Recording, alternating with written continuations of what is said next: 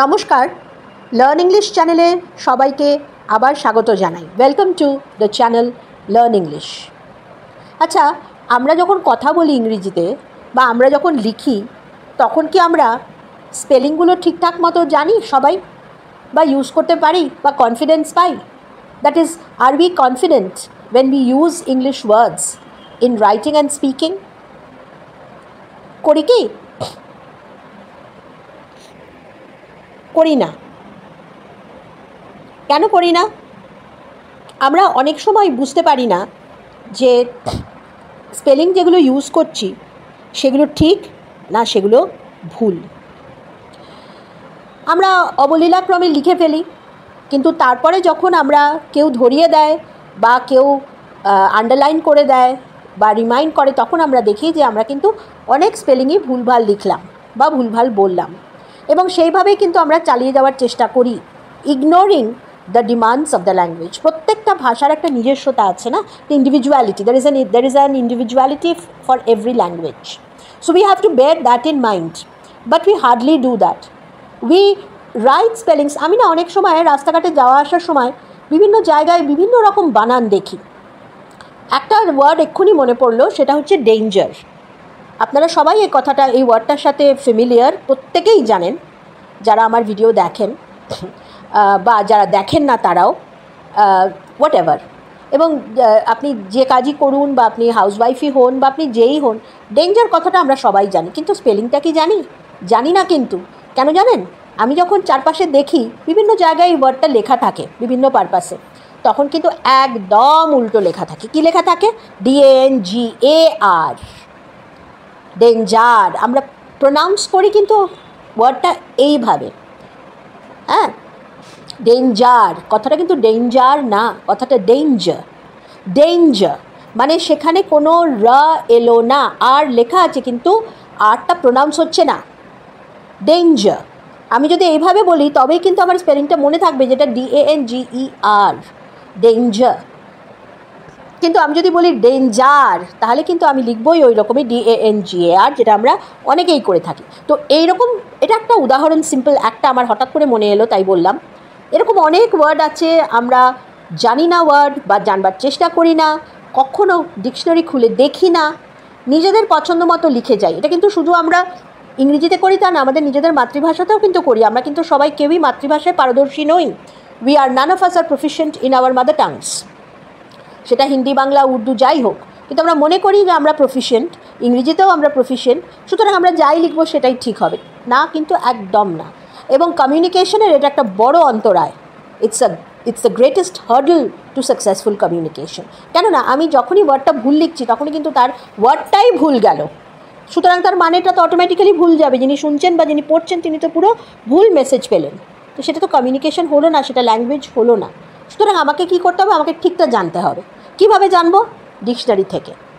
হ্যাঁ, এবার আজকে তাই জন্যে আমি হঠাৎ মনে হলো যে ক্লাসে কিছু স্পেলিং নিয়ে একটা ক্লাস করা যাক। দেখুন, আমি লিখেছি সেটা হচ্ছে যে, can you spot the spelling errors in the following sentences? Following সেন্টেন্সে কি স্পেলিং এরার আছে?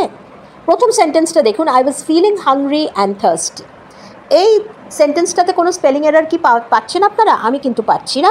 স্পেলিং দুটোই ঠিক আছে, HUNGRY THIRSTY, দুটোই কিন্তু কারেক্ট। এটাও কারেক্ট, এটাও কারেক্ট। কিন্তু আমরা অনেক সময় HUNGREY লিখে ফেলি, হাংরি যাহা তো বলি, সুতরাং মনে করি যে ওখানে একটা ই হবে, কিন্তু সেটা হবে না। ওয়াইতেই ইয়ের উচ্চারণটা চলে এলো। সুতরাং এই দুটো ওয়ার্ড কিন্তু খুব ইম্পর্টেন্ট। এটা মোস্ট কমন ওয়ার্ড, ভীষণ কমন ইংলিশ ওয়ার্ড। আমরা প্রত্যেকে এই ওয়ার্ডগুলো জানি এবং প্রত্যেকে ব্যবহার করি, কিন্তু স্পেলিংয়ের সময় কিন্তু আমি অনেক স্টুডেন্টকে দেখেছি ভুল এই ওয়ার্ডগুলো লেখে। নেক্সট সেন্টেন্সে আসুন, she got angry with me and made some horrible comments. এই সেন্টেন্সটাতে কি আপনারা কোনো এরর পাচ্ছেন? আমি কিন্তু পাচ্ছি। কোনটা বলুন তো? সেটা হচ্ছে হরেবল। হরেবল কিন্তু HORRIBLE, কিন্তু এখানে দেখুন একটা আর লেখা আছে।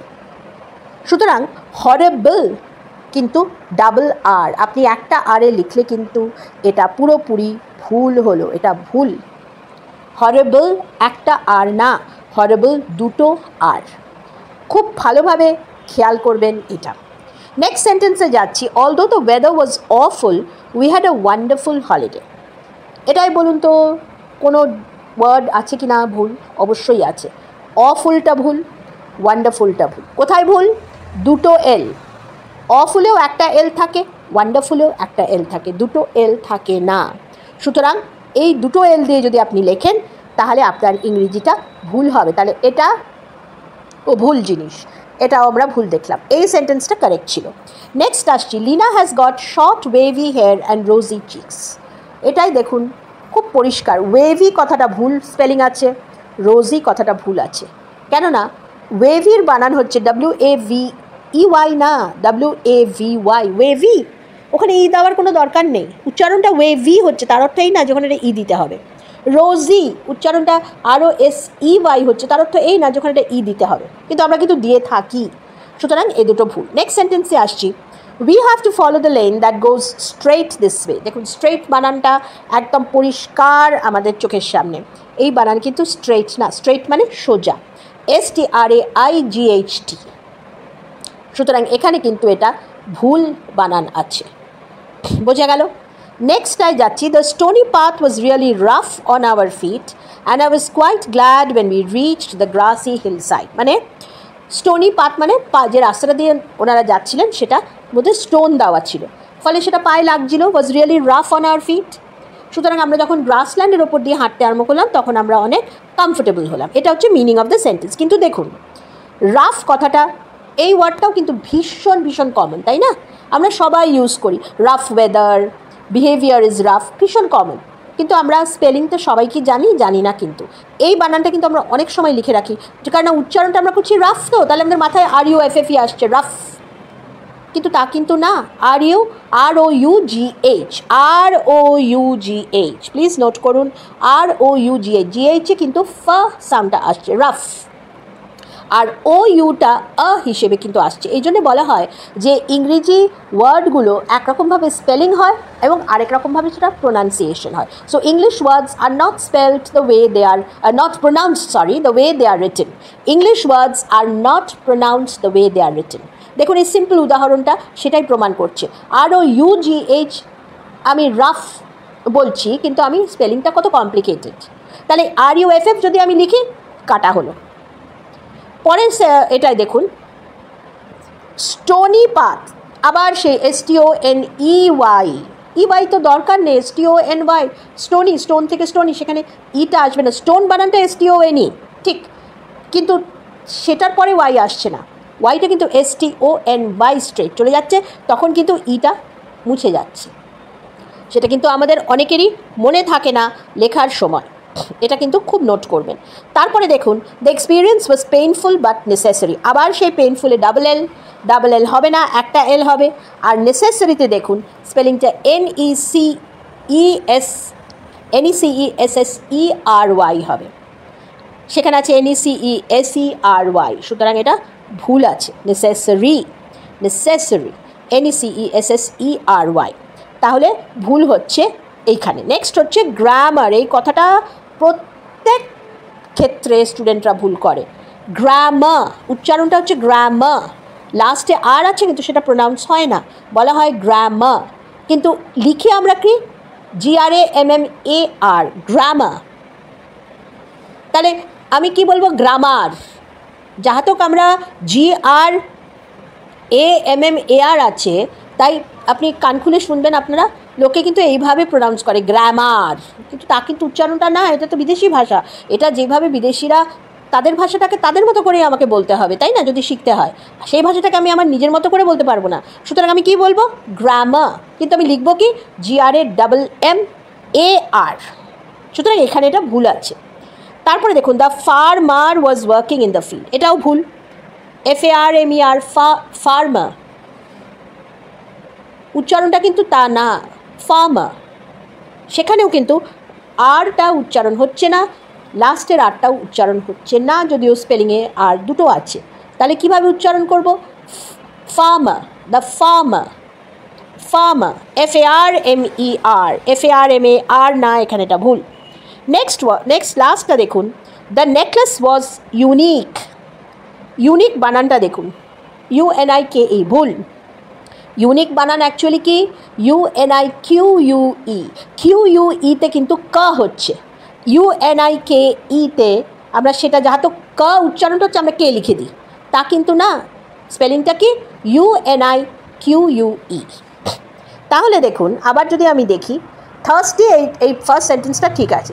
সেকেন্ড সেন্টেন্সে দেখুন হরেবলে ডাবল আর হবে, অফুলে একটা এল, ওয়ান্ডারফুলে একটা এল, ওয়েভিতে WAVY হবে, রোজিতে ROSY হবে, স্ট্রেট STRAIGHT হবে, রাফ বানান হবে ROUGH, স্টোনি হবে STONY।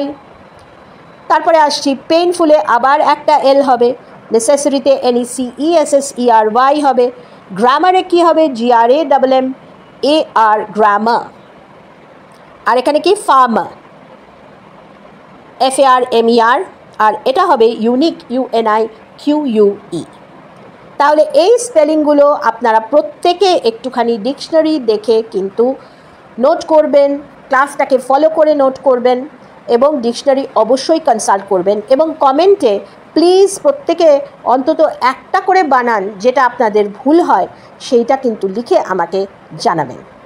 আর স্পেলিং ঠিক না হলে কিন্তু কিছুতেই ইংরেজি ঠিক হবে না। আজকের ক্লাসটা এই অবধি, এর পরের দিন আবার পরের ক্লাস নিয়ে আসবো। যারা নতুন চ্যানেলে আছেন তারা লাইক, শেয়ার, কমেন্ট, সাবস্ক্রাইব অবশ্যই করবেন এবং ভিডিওটা সম্পূর্ণ দেখবেন। আদারওয়াইজ কিন্তু এটা একটা ক্লাস, এটা ফলো না করলে কিন্তু বোঝা যাবে না। আজকে এ পর্যন্তই, পরের ক্লাসে আবার দেখা হবে।